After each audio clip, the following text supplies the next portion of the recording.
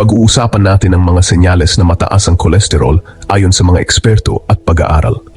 Alam natin na ang mataas na kolesterol ay isang seryosong kondisyon na maaring humantong sa malulubang sakit tulad ng atake sa puso at stroke. Kaya mahalagang malaman natin ang mga senyales nito para maiwasan ang mga komplikasyon. Siguraduhing tapusin ang video na ito para sa mahalagang impormasyon na makakatulong sa inyong kalusugan. Mga kaibigan, alam niyo ba na ang pananakit ng dibdib ay maaring sintomas ng mataas na kolesterol? Ang kolesterol ay isang uri ng taba na matatagpuan sa ating dugo. Kapag sobra-sobra ito, maaring magdulot ito ng mga seryosong problema sa ating kalusugan. Hindi natin dapat itong balewalain. Ang mataas na kolesterol ay hindi lamang nagdudulot ng pananakit ng dibdib, kundi maaari rin itong magdulot ng iba pang komplikasyon tulad ng atake sa puso at stroke. Ang pananakit na ito ay maaring parang pakiramdam na may mabigat na nakadagan sa dibdib, o kaya naman ay parang sinisikip o pinipiga ang dibdib. Maaring ito ay mangyari habang nag-eehersisyo o kahit na nagpapahinga lamang. Ayon sa mga eksperto, ang mataas na kolesterol ay maaring magdulot ng pagbara sa mga ugat na nagdadala ng dugo sa puso. Ang mga ugat na ito, na tinatawag na coronary arteries, ay mahalaga para sa tamang daloy ng dugo at oxygen sa ating puso. Kapag hindi nakakuha ng sapat na daloy ng dugo ang puso, makakaranas tayo ng pananakit ng dibdib. Ang kakulangan ng dugo at oxygen sa puso ay maaring magdulot ng tinatawag na ischemia na nagiging sanhi ng pananakit. Ito ay tinatawag na angina. Ang angina ay isang kondisyon kung saan ang puso ay hindi nakakakuha ng sapat na dugo at oxygen, kaya't nagdudulot ito ng pananakit ng dibdib. Ang angina ay isang babala na may problema na sa daloy ng dugo sa puso. Kapag hindi ito naagapan, maaring magdulot ito ng mas seryosong kondisyon tulad ng atake sa puso. Kung nakakaranas kayo ng pananakit ng dibdib, lalong-lalo na kung ito ay tumatagal ng ilang minuto o naulit ng paulit-ulit, kumonsulta agad sa doktor. Ang maagang konsultasyon at tamang diagnosis ay mahalaga upang maiwasan ang mas malalang kondisyon. Huwag na huwag itong ipagpapaliban. Ang kalusugan ng ating puso ay napakahalaga, kaya't dapat tayong maging maagap sa pag-aalaga nito. Tandaan, ang tamang impormasyon at aksyon ay makatulong upang mapanatili ang ating kalusugan at maiwasan ang mga komplikasyon na dulot ng mataas na kolesterol. Bukod sa pananakit ng dibdib, ang pamamanhid o pangangalay sa mga kamay at paa ay maaari ring indikasyon ng mataas na kolesterol. Nararanasan niyo ba ito paminsan-minsan? Kapag mataas ang kolesterol, hindi maganda ang daloy ng dugo sa katawan, kasama na ang mga ugat sa ating mga kamay at paa. Dahil dito, hindi nakakarating ang sapat na oxygen at nutrients sa mga nerve cells, kaya nakakaramdam tayo ng pamamanhid o pangangalay. Para bang may tusok-tusok na nararamdaman o kaya naman ay parang nawalan ng pakiramdam ang ating mga kamay at paa. Kung nakakaranas kayo ng ganitong sintomas, huwag itong balewalain. Kumonsulta sa doktor para malaman ang sanhi nito at mabigyan ng tamang lunas.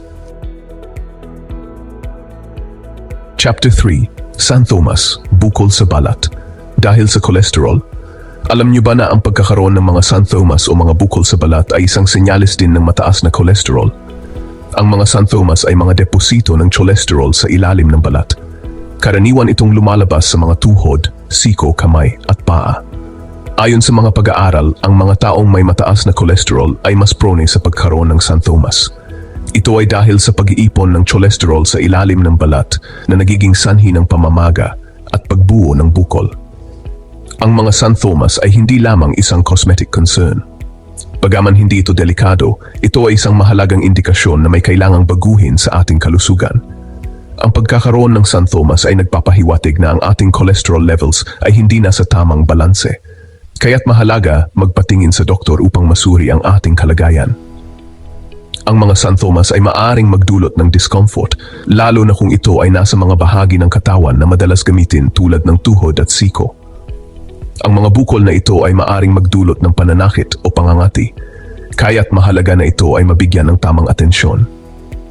Ang mga xanthomas ay maaring mag-iba-iba sa laki at hugis. Ang ilan ay maliit lamang at halos hindi mapapansin, habang ang iba naman ay malalaki at kitang-kita. Ang mga ito ay maaring magdulot ng pagkabahala sa mga taong mayroon nito, kaya't mahalaga na magkaroon ng tamang kaalaman tungkol dito. Ayon sa mga pag-aaral, ang mga taong may mataas na cholesterol ay mas prone sa pagkakaroon ng xanthomas. Ito ay dahil sa pag-iipon ng cholesterol sa ilalim ng balat na nagiging sanhi ng pamamaga at pagbuo ng bukol. Ang mga taong may familial hypercholesterolemia, isang genetic condition, ay mas mataas ang tsansa na magkaroon ng xanthomas. Ang xanthomas ay hindi naman delikado, pero indikasyon ito na kailangan nating pagtuunan ng pansin ang ating kalusugan. Ang pagkakaroon ng xanthomas ay isang senyales na kailangan nating kontrolin ang ating cholesterol levels sa pamamagitan ng tamang pagkain, regular na ehersisyo, at pag-inom ng mga gamot na inireseta ng doktor. Ang xanthomas ay hindi lamang isang cosmetic concern.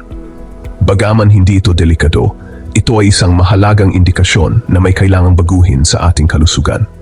Ang pagkakaroon ng xanthomas ay nagpapahiwatig na ang ating cholesterol levels ay hindi nasa tamang balanse.